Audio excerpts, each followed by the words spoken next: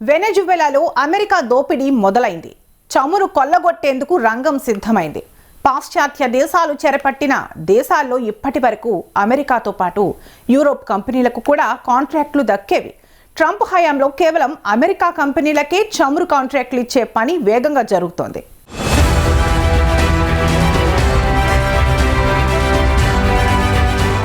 వెనిజులాలో సుమారు 300 బిలియన్ బ్యారెళ్ల ఇంధన నిక్షేపాలు ఉన్నట్లు అంచనా వేస్తున్నారు. అమెరికా కన్నా 4 రెట్లు ఎక్కువగా ఉన్నట్లు భావిస్తున్నారు. వాస్తవానికి 1990 దశకంలో ప్రతిరోజు 3.5 మిలియన్ బ్యారెళ్ల ఇంధనాన్ని వెనెజులా వెలికి తీసేది. ఆ సామర్థ్యం క్రమంగా తగ్గింది. అవినీతి పెరిగిపోవడంతో పంపింగ్ సామర్థ్యం 8 లక్షల బ్యారెళ్లకు తగ్గిపోయింది. ఇప్పుడు వెనెజువేలా ఇంధన పరిశ్రమను బలోపేతం చేసే మిషన్తో అమెరికా కంపెనీలు మళ్లీ రంగంలోకి దిగుతున్నాయి. దీనిలో భాగంగానే బిలియన్లలో పెట్టుబడులు కుమ్మరించబోతున్నారు. ఇప్పటి వరకు అమెరికా ఆయిల్ కంపెనీలు దీనిపై ప్రకటన చేయలేదు.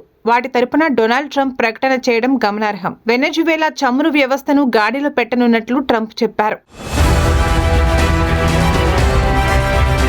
వెనెజువేలా నుంచి సుమారు 50 మిలియన్ బ్యారెళ్ల ఇంధనాన్ని కొనుగోలు చేయనున్నట్లు అమెరికా అధ్యక్షుడు డొనాల్డ్ ట్రంప్ తాజాగా ప్రకటన చేశారు. అయితే మార్కెట్ ధరకే ఇంధనాన్ని కొనుగోలు చేస్తామని పేర్కొన్నారు. అత్యున్నత నాణ్యత కలిగిన చమురు అమ్మకం తక్షణమే ప్రారంభమవుతుందన్నారు. వెనెజువేలా దేశాధ్యక్షుడు మదురోను కొన్ని రోజుల క్రితం అమెరికా దళాలు నిర్బంధించాక పరిణామాలు వేగంగా మారుతున్నాయి. వెనెజువేలా ఆర్థిక వ్యవస్థను గాడిలో పెట్టేందుకు ఆ దేశం నుంచి ఆయిల్ ఖరీదు చేయనున్నట్లు చెప్పారు. ఆ దేశ ప్రజలకు మేలు చేసేందుకే చమురు ద్వారా వచ్చే సొమ్ము వినియోగిస్తామని ట్రంప్ చెప్పుకొస్తున్నారు. అమెరికాలోని అన్లోడింగ్ డాక్స్ కు ఆ ఇంధన నౌకలను తరలిస్తారని ట్రంప్ పేర్కొన్నారు. తన గొప్పతనాన్ని అమెరికా కాంగ్రెస్ వేదికగా వివరించాడు.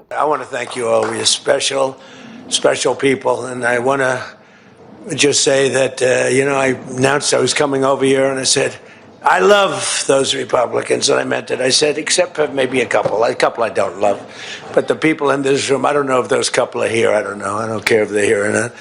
But we love you, and you've done an amazing job. You love the country. You're doing what's right for the country.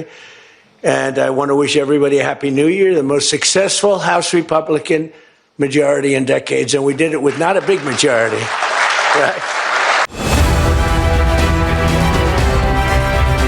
వెనెజువేలా ఇంధనాన్ని అమ్మే ప్రక్రియ పనులను ఎనర్జీ మంత్రి క్రిస్ రైట్ చూసుకుంటారన్నారు. ఆ దేశ ఆయిల్ పరిశ్రమ వ్యవహారాలు చర్చించేందుకు అమెరికా ఆయిల్ కంపెనీ పెద్దలు త్వరలో ట్రంప్ తో భేటీ కానున్నారు. చెవ్రాన్, కొనాకో ఫిలిప్స్, ఎక్సాన్ మోబిల్ లాంటి కంపెనీలు త్వరలో ట్రంప్ ను కలవనున్నాయి. బిలియన్ల డాలర్ల పెట్టుబడులు పెట్టేందుకు ఆయా కంపెనీలు తెర వెనుక రాజకీయం నడిపిస్తున్నాయి. వెనెజువేలా వ్యవహారాలు మాట్లాడుతున్నది ట్రంప్ అయినా అసలు సూత్రధారులు ఆయిల్ కంపెనీలే అని వార్తలు వస్తున్నాయి.